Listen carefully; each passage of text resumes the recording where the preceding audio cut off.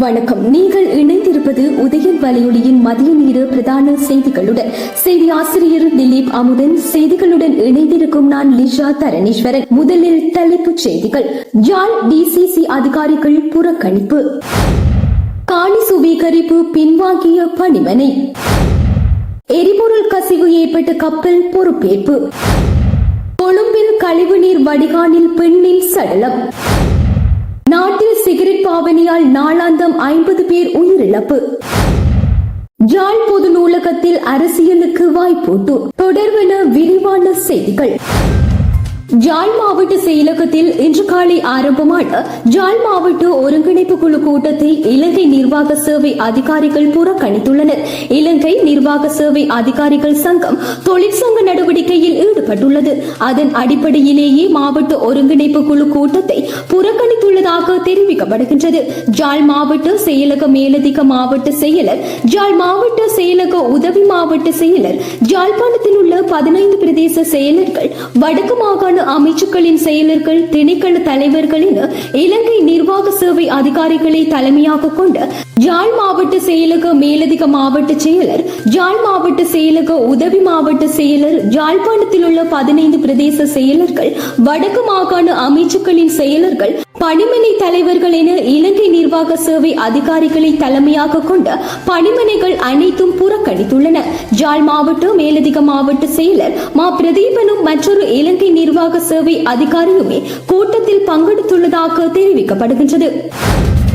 ஈழத்தின் யாழ் மாவட்டத்தில் சொலிபுரம் கிழக்கு காட்டுப்புலத்தில் ஸ்ரீலங்கா கடற்படை முகாமுக்கு பொதுமக்களின் காணிகளை கையகப்படுத்துவதற்கான அளவீட்டு நடவடிக்கைகள் இன்று நிறுத்தப்பட்டுள்ளன. மக்கள் பிரதிநிதிகள் காணி அளவீட்டு நடவடிக்கைக்கு எதிர்ப்பு வெளியிட்டதை தொடர்ந்து நில அளவை திணைக்களத்தினர் பின்வாங்கினர். இந்த காணியை அளவீடு செய்வதற்கு பலமுறை முயற்சிகள் முன்னெடுக்கப்பட்ட போதும் மக்களதும் மக்கள் பிரதிநிதிகளின் எதிர்ப்பாலும் அவை கைவிடப்பட்டிருந்தன என்பது நினைவில் கொள்ளத்தக்கது. இன்றைய எதிர்ப்பு போராட்டத்தில் தமிழ் தேசிய மக்கள் முன்னணியின் நாடாளுமன்ற உறுப்பினர் சே கஜேந்திரன், அந்த கட்சியின் ஊடக பேச்சாளரும் சட்டத்தரணியுமான க சுஹாஸ் ஆகியோர் பங்கேற்றனர்.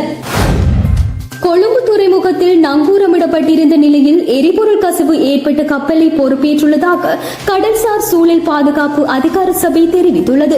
கப்பலில் இருந்து எரிபொருள் கசிவு ஏற்பட்டமை தொடர்பில் கப்பலுக்கு சொந்தமான நிறுவனம் மற்றும் காப்புறுதி நிறுவனத்துக்கு எதிராக சட்ட நடவடிக்கை எடுக்கப்பட்டுள்ளதாக சூழல் பாதுகாப்பு அதிகார சபையினர் தெரிவித்தார்.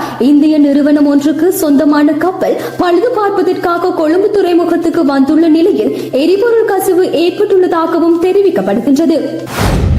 கொழும்பில் உள்ள கழிவுநீர் கால்வாயில் இருந்து பெண்ணொருவரின் சடலம் மீட்கப்பட்டுள்ளதாக போலீசார் தெரிவித்துள்ளனர். கிராண்ட்பாஸ் போலீஸ் பிரிவுக்கு உட்பட்ட ஸ்டேஸ்புரத்தில் நேற்று புதன்கிழமை பெண் ஒருவரின் சடலம் காணப்படுவதாக போலீசாருக்கு கிடைத்த தகவலின் அடிப்படையில் சடலம் மீட்கப்பட்டுள்ளது.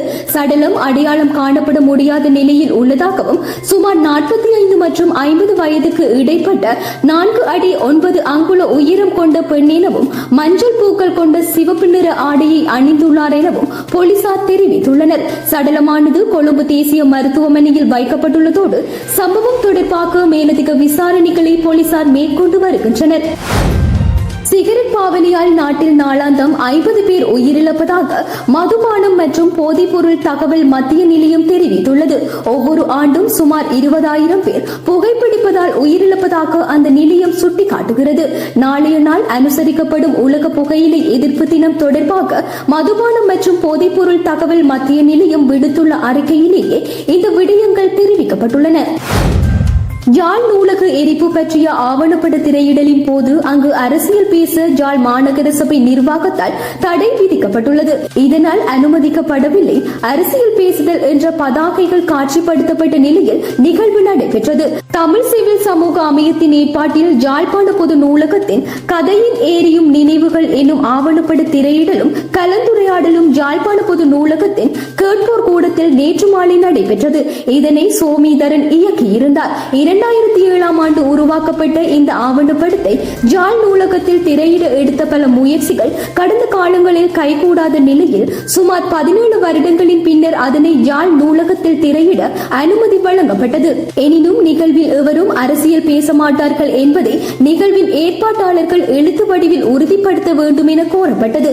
அத்தகைய கடிதத்தை நிகழ்வின் ஏற்பாட்டாளர்கள் வழங்கிய பின்னரே திரையிடலுக்கு அனுமதி வழங்கப்பட்டது. இதனால் நேற்று நடைபெற்ற ஆவண திரையிடலில் அனுமதிக்கப்படவில்லை அரசியல் பேசுதல் என்ற பதாகைகள் பெரிதாக காட்சிப்படுத்தப்பட்டதால் அவை பலரது கவனத்தையும் ஈர்த்தன. இத்துடன் மதிய நேர பிரதான செய்திகள் நிறைவடைகின்றன.